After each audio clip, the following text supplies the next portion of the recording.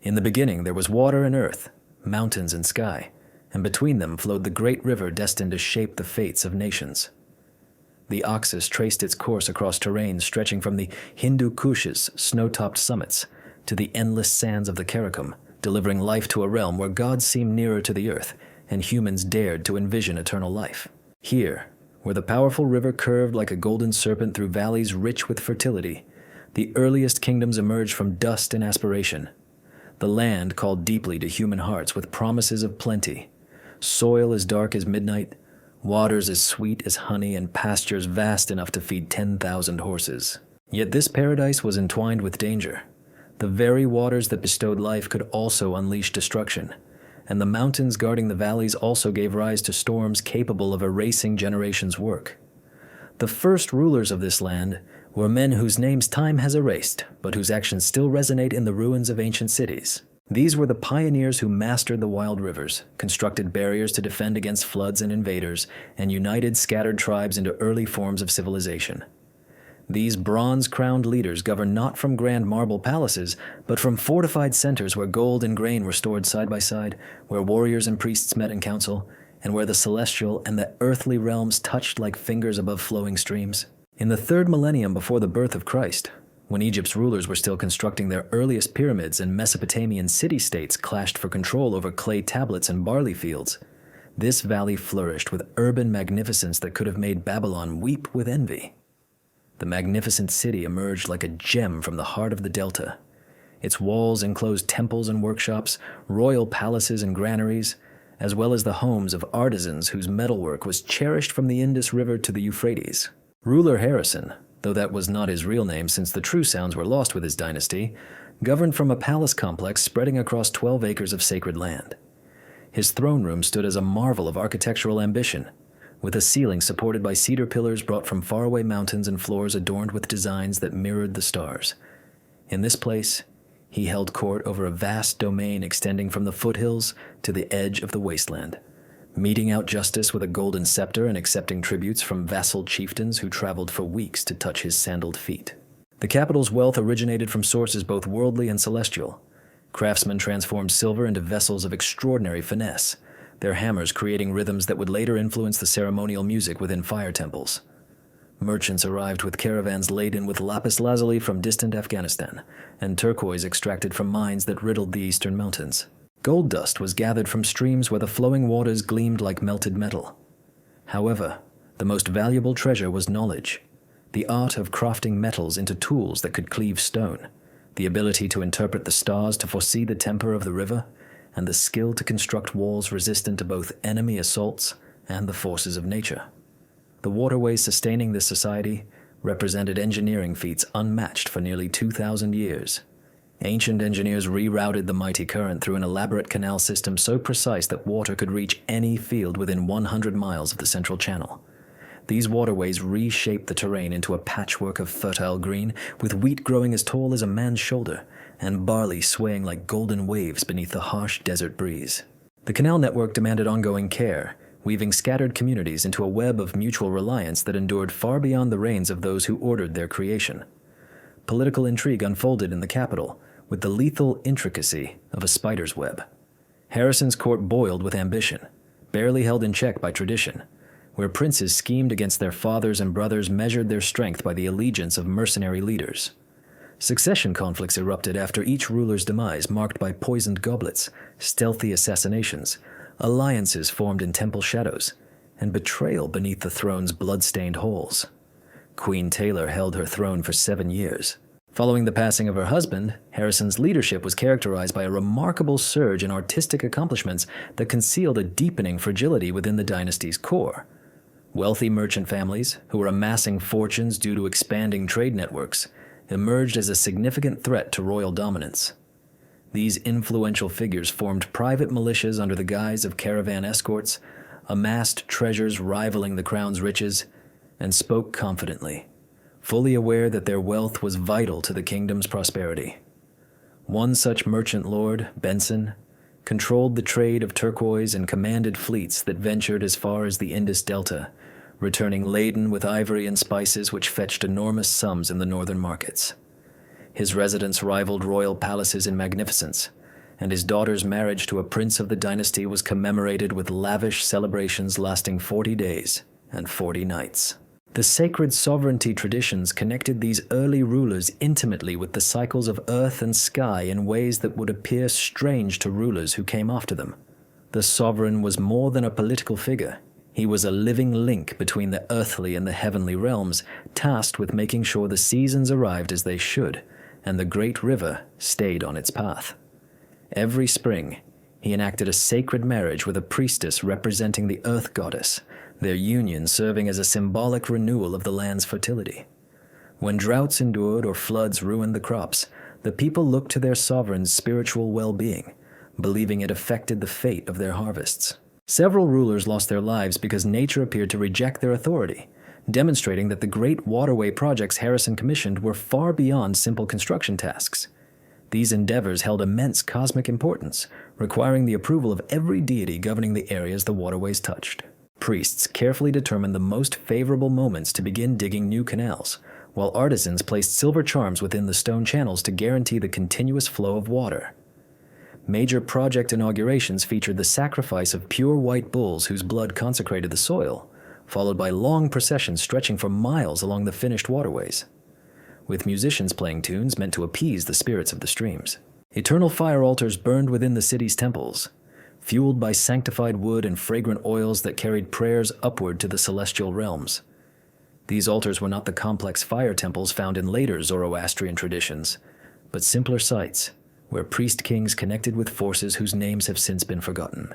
The rites held at these altars established divine authority, legitimizing earthly power and forging bonds between ruler and people that went far beyond mere political necessity. As young princes reached maturity, they spent 7 days and nights near the sacred flames, fasting and praying until visions appeared, confirming their readiness to lead. Meanwhile, even as the capital, at the peak of its power and wealth, the foundations of decay were already emerging. The very intricacy that had made the kingdom powerful also exposed it to disturbances. When drought afflicted the eastern regions for 3 straight years, the fragile system of tributes and trade began to disintegrate. Vassal leaders who found themselves unable to fulfill their responsibilities resorted to raiding neighboring territories, while traders preferred safer paths that avoided the increasingly unstable area. The ruler's power, heavily reliant on his capacity to guarantee wealth, fell apart like poorly made pottery under the strain of environmental hardship.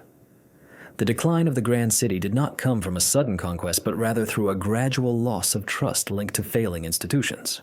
Tax income diminished as trade routes changed, forcing reductions in the funding for canal upkeep. With waterways clogged and embankments collapsing, crop yields dropped, sparking a cycle of economic downturn that no royal order could halt.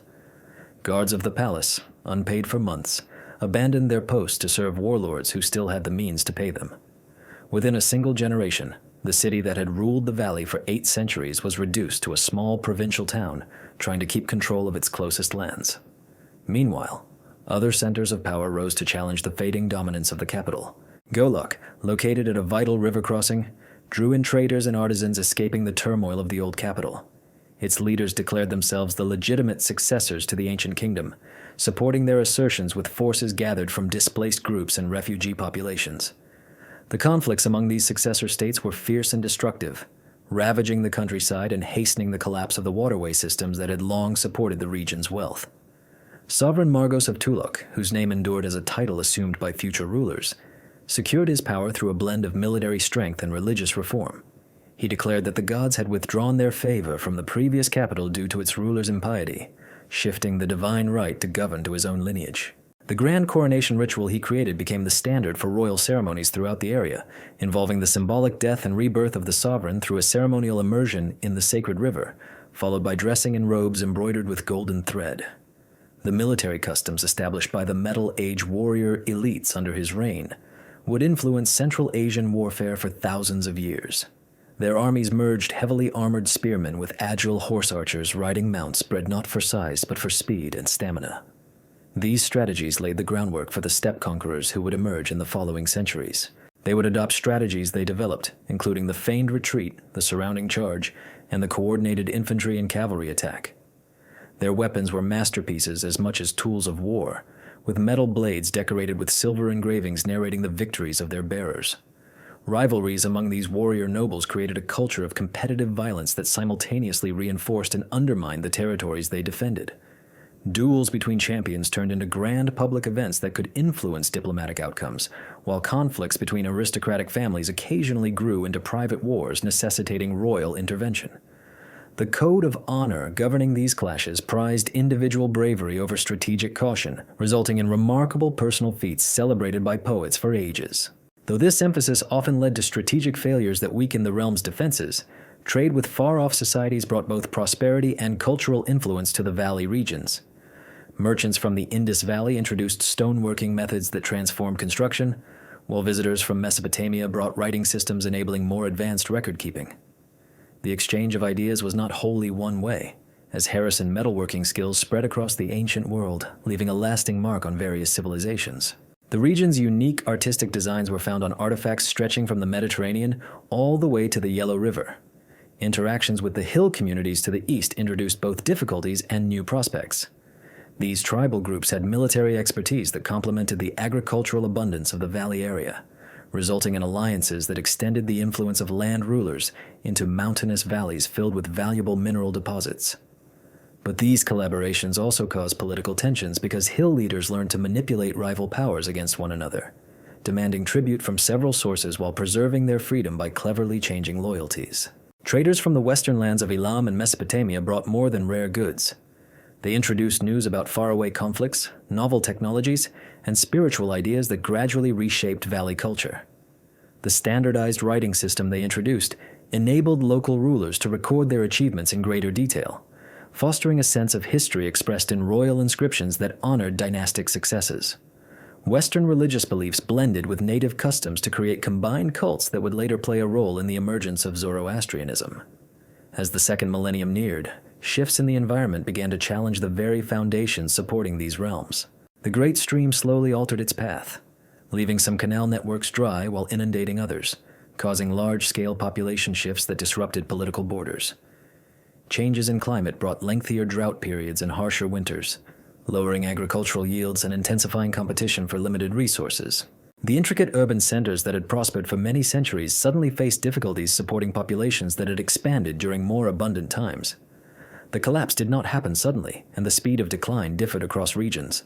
Some cities adjusted to the new circumstances by moving away from farming and focusing on crafting, becoming specialized production hubs that traded finished products for food from more fertile lands. Others tried to preserve their traditional ways by launching increasingly desperate military efforts to obtain tribute from neighboring areas. A few leaders understood that resistance was pointless and guided deliberate transitions towards simpler political systems better suited to survive the evolving conditions. Sovereign Benson, whose name would later define the entire area, oversaw the last bloom of urban culture in the late Metal Age Valley. His capital at Balkh became a hub of knowledge where scribes safeguarded centuries of wisdom, establishing libraries that endured long enough to leave a lasting impact. The intellectual progress of later civilizations owed much to what had come before. The palace Harrison built served purposes beyond mere protection. Its grand throne room could host thousands of spectators, while the private quarters displayed intricate wall murals illustrating the entire known world with remarkable precision. When the urban centers crumbled, the tribes that formed were not simple returns to primitive life, but rather complex adjustments to new realities. These communities preserved many technological and cultural legacies from their ancestors, while creating political systems better suited for overseeing nomadic groups and scattered resources. Leaders held dual titles as war chiefs and spiritual guides, bridging the human and divine realms and securing the loyalty of mobile warrior bands who expertly navigated vast landscapes. As the age of metal waned, the sun's last light cast long shadows over the valley, washing abandoned cities with radiant golden and amber tones that spoke of rebirth amid finality. The massive walls remained intact, yet deserted, stones standing silent as monuments to the ambitions of rulers whose names were already slipping into myth. In the quiet space between eras, the land itself seemed to hold its breath, gathering energy for the new peoples who would soon arrive to craft new chapters in humanity's endless quest. From the northern terraces came the rhythm of horse hooves and the voices of riders whose fates would alter the course of history. The ancient rulers had constructed with skill, but all was made for their era alone. Now, the future was claimed by a new generation, and the old kingdom descended into the dusk that arrives before either collapse or renewal.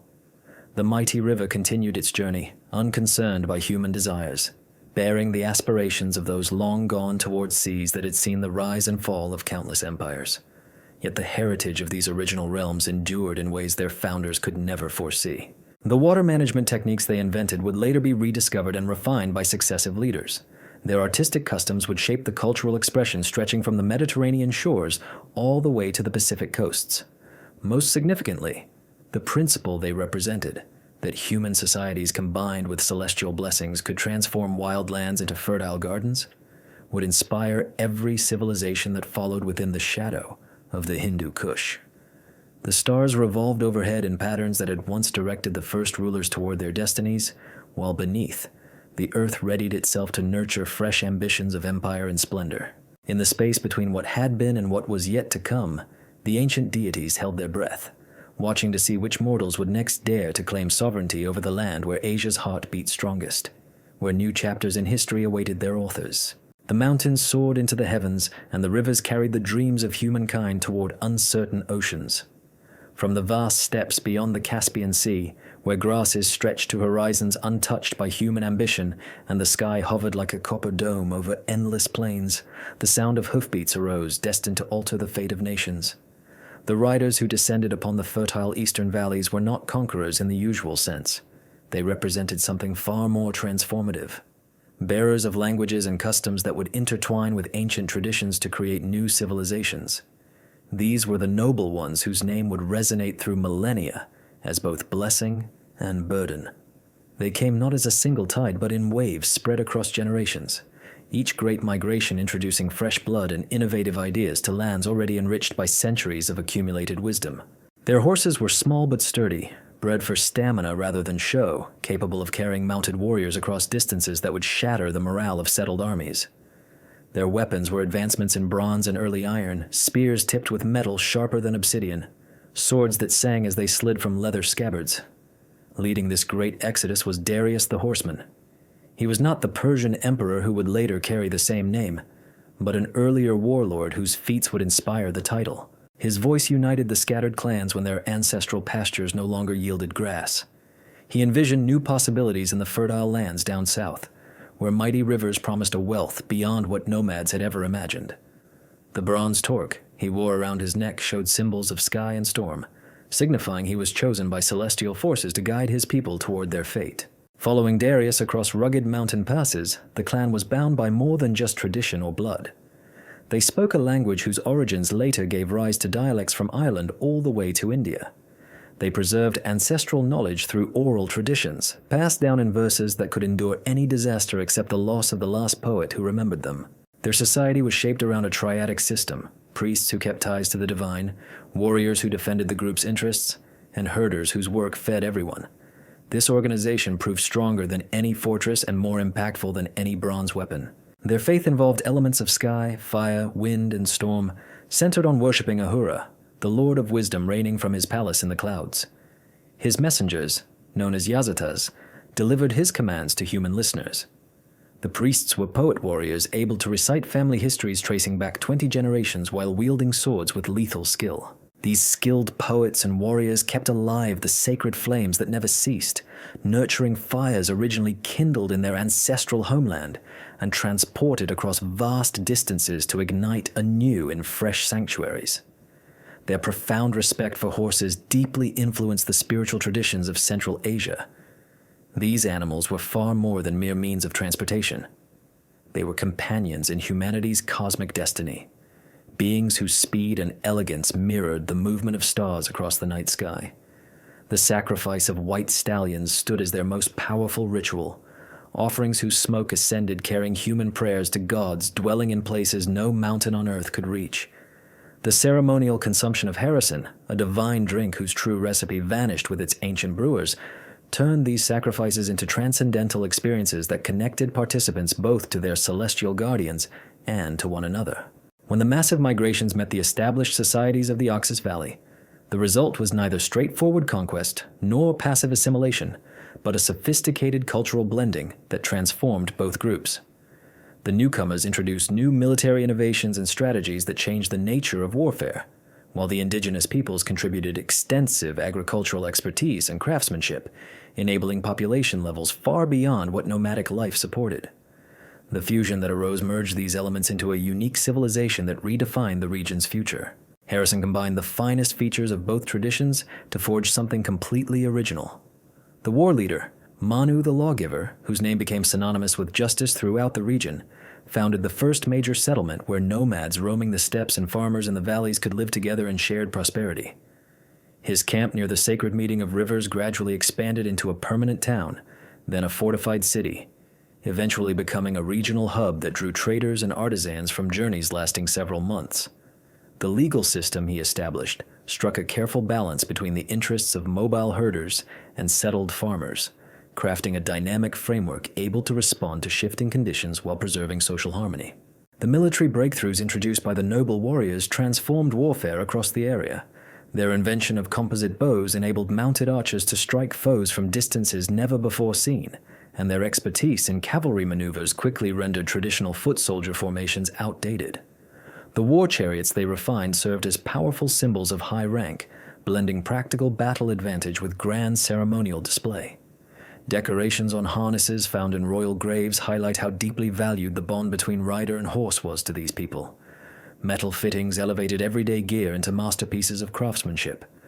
Conflicts among clans were not mere acts of banditry, but rather intricate social rituals fulfilling important communal roles. Conflicts within their community served multiple functions. These clashes gave young warriors chances to demonstrate bravery and expertise, while ensuring no single faction gained overwhelming power. The disputes involving the Halmer clan and their adversaries, the Mithra adherents, spanned 3 generations. These struggles generated legendary stories of valor and deceit that shaped literary traditions for thousands of years.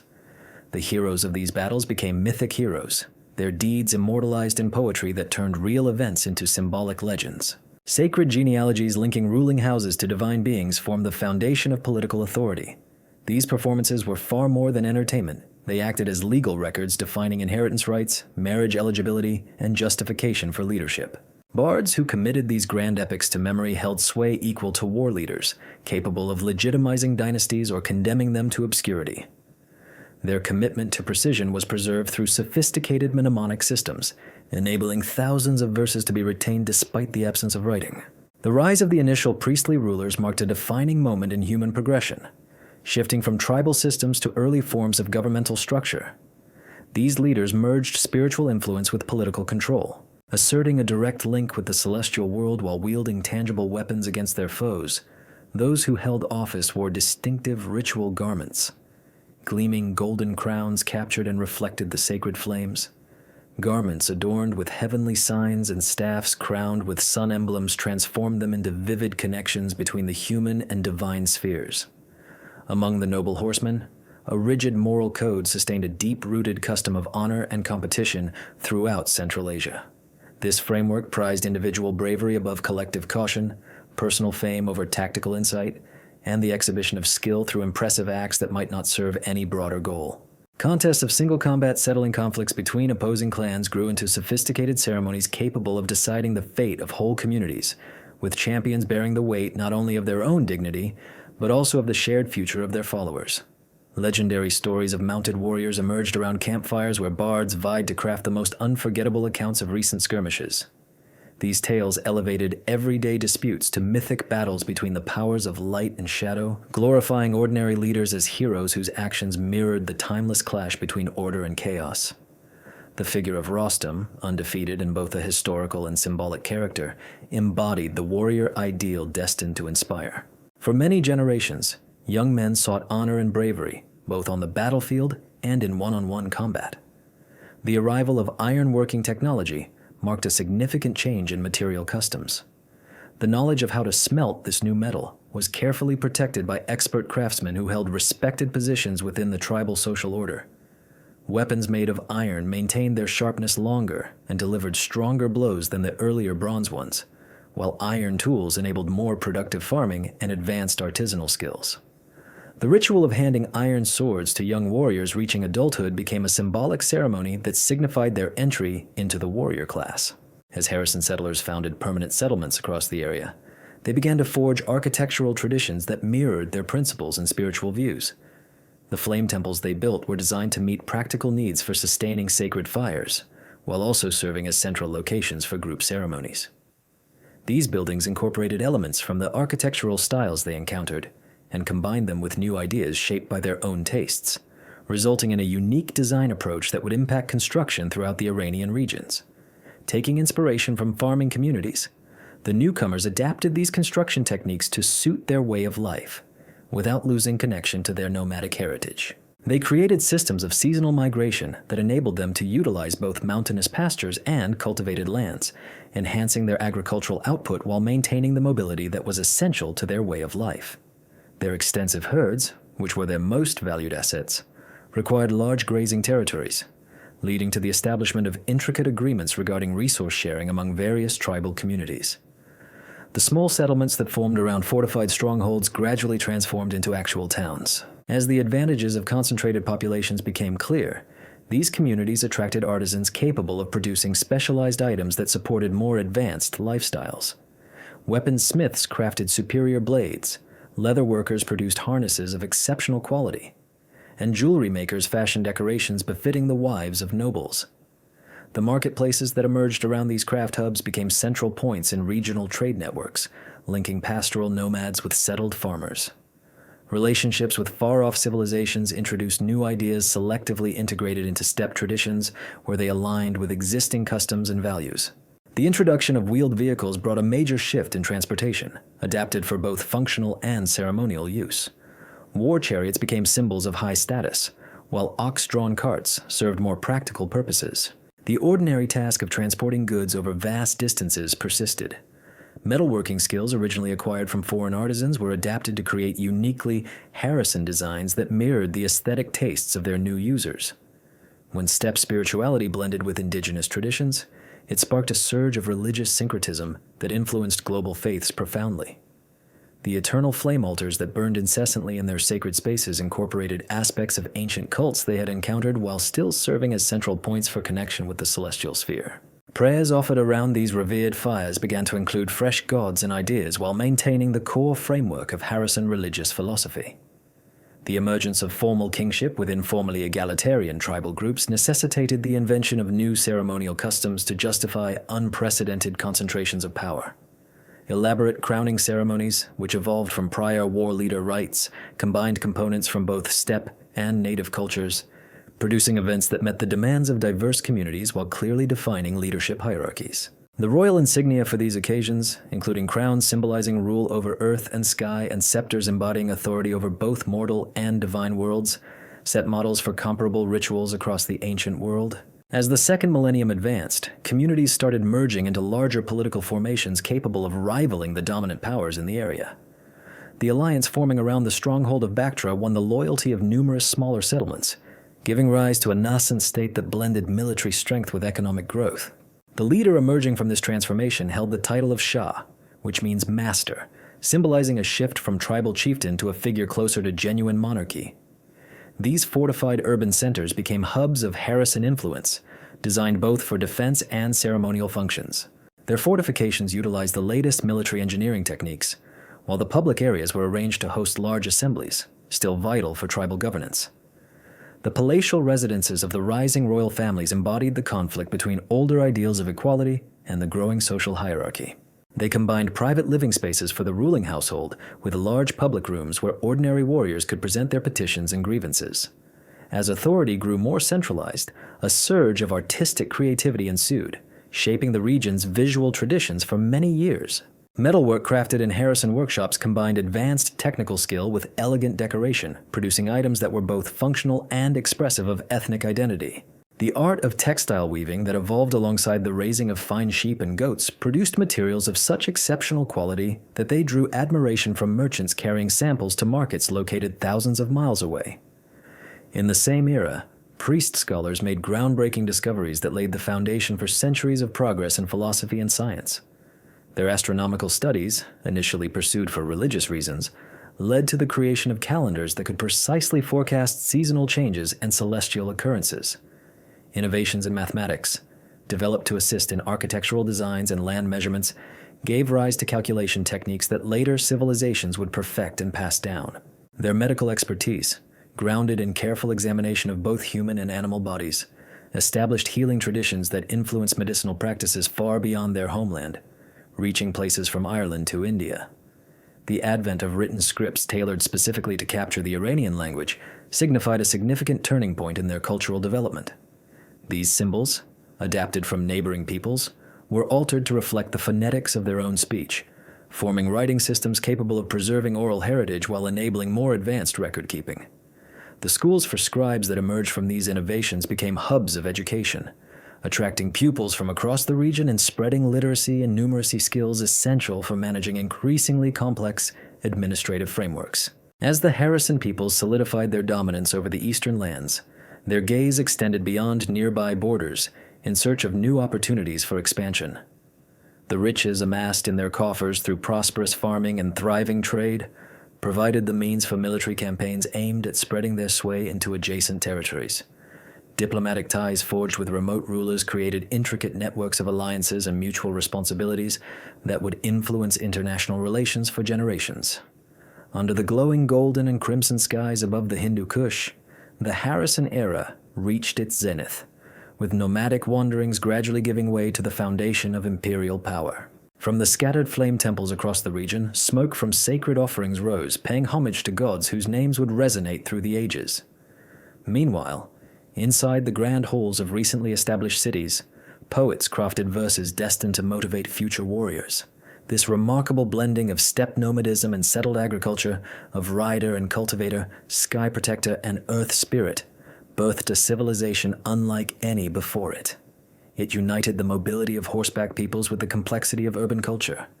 Those horsemen who arrived from the western steppes had discovered their promised realm. Yet their journey was far from complete. Already, larger and more ambitious empires loomed on the horizon, their aspirations far exceeding those of earlier tribal states. Leaders and their forces would challenge every innovation that the Harrisons had developed through their long centuries of struggle and progress. The era of small states was coming to an end, giving way to a time when the survival of nations would depend not on the bravery of lone heroes but on their capacity to unite under banners capable of inspiring the loyalty of millions instead of just thousands. From the central lands of Far, where mountains embraced valleys that witnessed the origins of empires, emerged the fate that would transform the world. Harrison the Great, a guide who rose to become a ruler, a builder turned legend, embodied the hopes of generations who dreamt of dominion stretching from dawn to dusk. His forces advanced relentlessly like an unstoppable tide, carrying the standards of a new epoch when local monarchs would submit to the sovereign known as the King of Kings. The Harrisons' push into the Eastern Territories was not merely conquest, but the realization of a cosmic design. Taylor Priest declared that Ahura Mazda himself had ordained the unification of all peoples beneath a single crown, shared laws, and a unified vision of justice destined to restore order to a world fractured by trivial disputes and ceaseless wars. The Royal Road, destined to span from Sardis to Susa, represented far more than a feat of engineering. It stood as the tangible expression of royal authority and a testament to regal determination. The idea that human organization could overcome any challenge posed by geography was proven true once more. The prized eastern provinces did not easily surrender to the advancing forces. The heirs of the valiant riders who had shaped their territories from untamed lands carried military customs stretching back centuries. They controlled fortifications whose walls had never been broken and ruled populations fiercely loyal. Loyalty earned through generations of tribal conflicts. When royal envoys arrived with the usual demand for submission, offering earth and water as signs of surrender, the reply was brutal and unequivocal. The messengers' severed heads were sent back in golden boxes. The siege of Bactria endured for 7 arduous months and soon became legendary. The city walls, constructed from stones hauled from the Himalayan foothills and bonded with cement hardened as strongly as iron, withstood every offensive tactic the royal engineers employed. Siege towers caught fire before they reached the battlements, while tunnels dug beneath the walls collapsed as defenders poured boiling oil into them. The garrison fought with a fierce resolve, fully aware that defeat would mean not only death, but the obliteration of all their ancestors had achieved. Inside the besieged city, Prince Vishtasper the Resolute, whose name would be remembered in Iranian lore both as a hero and a warning, convened with his commanders in chambers filled with the smoky scent of sacred flames mingled with the sharp odor of burning wood. This was the voice that inspired defenders when royal wealth started to sway the dedication of hired soldiers. This was the hand that held the ceremonial blade of his family line as he pledged solemn vows that tied his spirit to the survival of the city. The fortune he promised to anyone who could lift the siege could have bought freedom from many kingdoms. Yet no help arrived from the divided coalitions of nearby territories. Harrison the goldsmith, from a lineage loyal to the throne for many generations, ended the siege not with brute strength but with cunning, opening the secret gate before dawn while the sentries were asleep. The Harrison guards who slipped through that narrow entry moved like shadows among streets they knew well from spies' accounts. Their bronze-shod feet made no noise on stones which had never before felt the step of foreign conquerors. Prince Vishaspa met his fate, not hiding in some secret room, but standing in his throne chamber with sword raised, his back to the great fire altar where sacred flames had burned since his great-grandfather's era. The royal officer who delivered the fatal strike later recounted that the prince died laughing. His last words were a prophecy that the eastern winds would one day carry Harrison ashes back to their homeland. 7 of his bodyguards perished defending their lord's body, their shields creating a bronze barrier around the cooling figure until sheer numbers overwhelmed their desperate bravery. The collapse of Bactria sent waves of astonishment across the eastern regions, as the city had long represented a stronghold of autonomy that no outside power could shatter. Nevertheless, Harrison demonstrated his wisdom in victory just as much as his unyielding determination in achieving it. The commands he gave to his commanders revealed a statesman's insight, understanding that conquest alone held no value without the approval of those conquered. True mastery required turning former foes into partners by implementing policies that respected local customs while firmly establishing royal authority. In the eastern lands, a carefully balanced political system took shape, skillfully combining centralized governance with regional autonomy, setting a standard for administration that lasted millennia. The governor chosen to lead the province was always a member of the royal nobility whose allegiance to the crown had been proven through previous battles. However, this governor ruled alongside a council comprising delegates from each major tribal alliance and urban settlement. Such an arrangement guaranteed that royal decrees were adapted to local realities while preserving a shared sense of purpose that transformed the empire into more than just a network of tributary states. Artaphanes, the first steadfast governor of the Eastern Territories, personified the qualities that made Harrison's rule not only acceptable, but truly advantageous for those who embraced it. His residence in Benson grew into a hub of knowledge and culture where learning flourished under his patronage. The royal scribes collaborated closely with local intellectuals to produce documents in several languages. At the same time, his court attracted poets and musicians whose works praised the union of ancient and contemporary customs. The legal code he enacted combined principles from Zoroastrian law with native traditions, establishing a system of justice that safeguarded the rights of every subject regardless of ethnicity. Incorporating local aristocrats into the royal hierarchy demanded careful diplomacy from the kingdom's officials. Surviving princes and clan chiefs were given positions that maintained their honor while acknowledging the authority of the Khimenid leadership. This balance was realized by creating new titles and ceremonial roles that held genuine power within specific areas.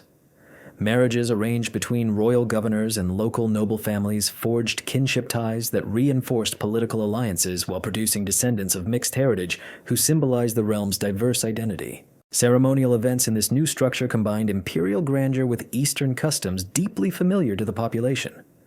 Major seasonal festivals became moments to showcase the unity between rulers and the ruled, as royal envoys engaged in local rites and regional nobles participated in ceremonies venerating the monarchy.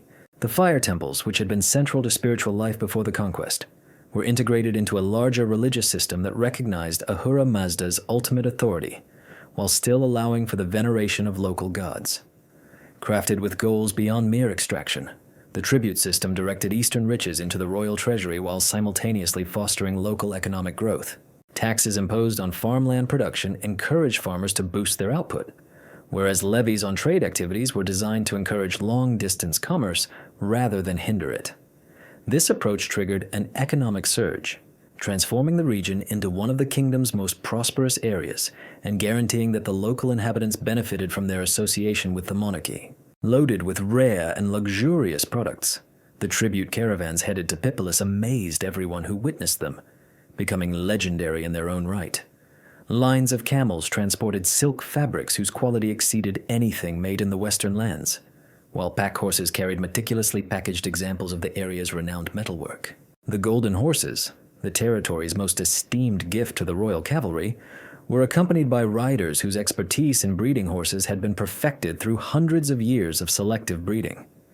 These tribute expeditions evolved into diplomatic ventures that reinforced relationships between territories. The regional administration and the central government collaborated while demonstrating the kingdom's rich diversity to the population in the capital city. Due to the vast distance and cultural differences in the eastern territories, the intelligence networks there became the most sophisticated means for keeping the royal authority well informed. These official spies, often called the king's observers, sent their reports directly to the throne through encoded messages delivered by the swiftest couriers. They worked alongside unofficial networks composed of traders, clergy, and scholars, whose allegiance was secured by a mix of tangible rewards and appeals to the monarchy's ideals. These systems not only offered early alerts about potential uprisings, but also collected detailed data essential for smart governance. Rebellion